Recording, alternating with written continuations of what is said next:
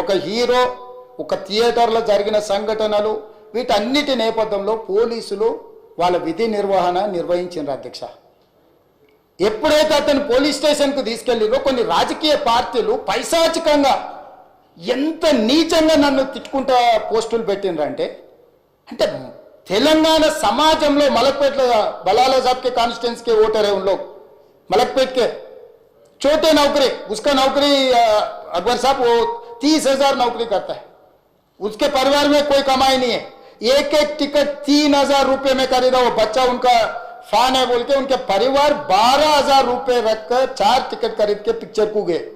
30,000 महीने को कमाने वाले నెలకు 30,000 జీతంతో పనిచేసి ఒక ప్రైవేటు చిన్న దాంట్లో ఉద్యోగం చేసుకునే తండ్రి తన కొడుకు ఆయన అభిమానాన్ని కుటుంబము 12,000 రూపాయలు 3,000కు ఒక టికెట్ 12,000 రూపాయలు పెట్టి సినిమా థియేటర్కి వెళ్తే థియేటర్లో చనిపోయిన 11వ రోజు వరకు వీళ్ళు ఎవరు హీరో కానీ ప్రొడ్యూసర్ కానీ ఎవరు కానీ ఆ కుటుంబాన్ని చనిపోయిన కుటుంబాన్ని కానీ హాస్పిటల్లో చావు బతుకుల మధ్యలో ఉన్న పిల్లవాడిని పరామర్శించడానికి కూడా పోలేదు అధ్యక్ష. ఇది ఏ రకమైన మానవత్వం అధ్యక్ష? నాకు అర్థం కాలేదు. ఇలాంటి మానవత్వం లేకుండా వ్యవహరించిన వాళ్ళను పోలీసులు విధి నిర్వహణలో భాగంగా పోలీస్ స్టేషన్కు తీసుకెళ్తే ఒక ఆయన ట్విట్టర్లో పెడతాడు అడ్డగోలుగా 10 ఏళ్ళు మంత్రి చేసి ఉద్యమాలు చేసినామని చెప్పుకునేటోళ్ళు, ఉద్యమాల సమయంలో సినిమా షూటింగ్లో జరగొద్దని దాడులు చేసిన వ్యక్తులు ఇవాళ అతను భగవత్ స్వరూపుడు, అసలు అతన్ని పోలీసులు ముట్టుకుంటారా? అసలు ఈ రాష్ట్రం ఏమైపోతుంది? రాష్ట్రం ఉంటుందా? ఈ రకంగా రాజకీయ పార్టీలు అధ్యక్ష, రాజకీయ పార్టీలు ప్రజాప్రతినిధులుగా చనిపోయిన ప్రాణాల విలువ లేకుండా చావుకు కారణమైన ప్రత్యక్షంగా పరోక్షంగా అయిన వాళ్ళని పోలీస్ స్టేషన్కు విచారించడానికి పిలిస్తే కూడా అది కూడా తప్పుపట్టి ప్రభుత్వాన్ని బద్నాం చేయాలి, ముఖ్యమంత్రిని తిట్టాలని ఎంత నీచమైన భాష వాడింది అధ్యక్ష. యూట్యూబ్లలో మీరు చూడండి. నాకేముంటుంది అధ్యక్ష? ఏంది ఆ సినిమాకు స్పెషల్ రిలాక్సేషన్స్ ఇచ్చి ఇవాళ సినిమా ఏదైతే వ్యాపారం చేసిందో సినీ పరిశ్రమను ప్రోత్సహించాలని మొదటి వారం అత్యధికంగా సినిమా ధరలతో టికెట్లు అమ్ముకోవడానికి, స్పెషల్ షోలు వేసుకోవడానికి, బెనిఫిట్ షోలు వేసుకోవడానికి ప్రత్యేకమైన అనుమతులు ఇచ్చింది నా ప్రభుత్వమే కదా, మా ప్రభుత్వమే అధ్యక్ష. సినీ పరిశ్రమను ప్రోత్సహించాలనే మా విధానం. ప్రోత్సహించే క్రమంలో తెలంగాణ ప్రజల ప్రాణాలను ప్రాణాలు తీసుకుంటే కూడా వాళ్ళని ఏమనొద్దానంటే మీరు లా చేయండి అధ్యక్ష. మరి స్టేట్కు లా అథారిటీ ఉందో లేదో నాకు తెలియదు, కానీ star, film star, super stars or political stars is having some special privilege. If they murdered anyone also we need not to prosecute or otherwise we need not to book any case against these personalities అని మనం మీరు చట్టం చేస్తా అంటే సినీ ప్రముఖులకు కానీ రాజకీయ ప్రముఖులకు కానీ స్టార్లని ఫీల్ అయ్యే వాళ్ళ పట్ల ప్రత్యేకమైన చట్టం ఉంటుంది, వాళ్ళ మీద కేసులు పెట్టొద్దని మీరు ఏమైనా చట్టం చేస్తే ఆ చట్టం అమలు చేస్తాం అధ్యక్ష. ఈ రోజున్న డాక్టర్ బాబాసాహెబ్ అంబేద్కర్ ఇచ్చిన చట్టం ప్రకారము దీనికి కారణమైన వాళ్ళను ప్రత్యక్షంగా పరోక్షంగా కారణమైన వాళ్ళందరి మీద కేసులు కట్టి పోలీసులు విచారణ చేయాల్సిందే, బాధితులను శిక్షించాల్సిందే అధ్యక్ష. సో ఈ రోజు ఆ కుటుంబాన్ని ఆదుకోవడానికి ఈ రోజు కూడా ఆర్థికపరమైన విషయాల్లో కానీ దీంట్లో కానీ వాళ్ళు ఎవరు పెద్దగా ఆసక్తి, కనీసం సినిమా వాళ్ళు ఒక్కరోజు అతను పొయ్యి వస్తే సినీ ప్రముఖులందరూ అతని ఇంటికి వెళ్ళి అతనికి మొత్తం ఏదో కాళ్ళు చేతులు యాక్సిడెంట్లో పోయినట్టు కన్నీళ్లు గారుస్తారు. ఈ సినీ ప్రముఖులు ఒక్కరైనా హాస్పిటల్ పోయినరా అధ్యక్ష? నేను సూటిగా తమ ద్వారా సినీ ప్రముఖులను నేను అడుగుతున్నా అధ్యక్ష.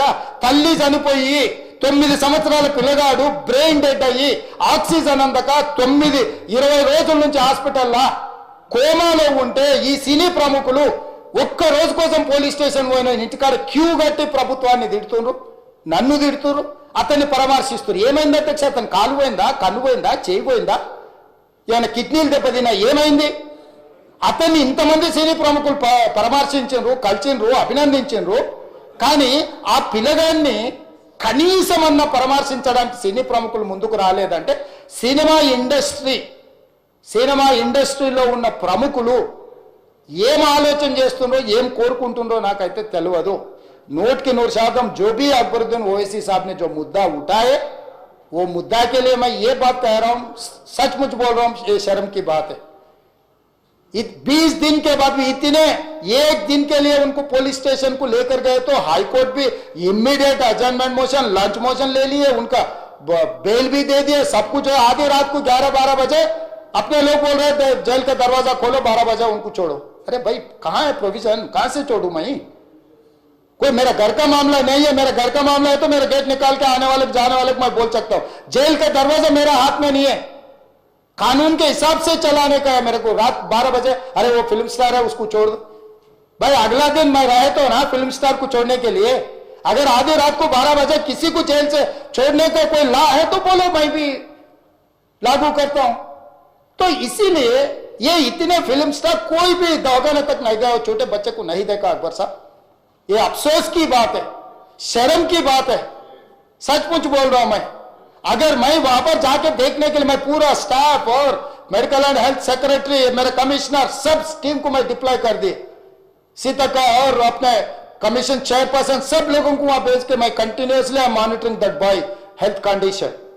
सो ये कैसे कहां जा रहे हैं हम लोग भाई? उन लोगों को जिम्मेदारी दी नहीं है, हम समझ भी सकते है नहीं है वो बात अलग है, मगर कुछ पॉलिटिकल पार्टीज 10-10, 20-20 साल जो रिप्रेजेंट किए, मंत्री किए, वो लोग मुझे गाली दे रहे हैं। उसके ऊपर कैसा केस लगाते? वो मेरा दोस्त है भाई। आपके लिए, आपके दोस्त के लिए कोई नया कानून बनाना है तो बनाओ, देखेंगे। अरे आपके दोस्त रहे तो 12 खून माफ है क्या? मेरा भाई के लिए भी माफ नहीं है, आपके लिए कहां से माफ करूं मैं? मेरे परिवार के लिए भी कोई नया कानून नहीं है। स्पीकर साहब, मैं ये कुर्सी में बैठा हूं, जो कानून है डॉक्टर बाबा साहब अंबेडकर जी ने जो कानून दिया, कानून के हिसाब से हम सरकार चलाएंगे। जो अकबर साहब ने जो बात दिखा, कुछ प्राइवेट डिस्कशन है, कुछ पब्लिक विजुअल्स है।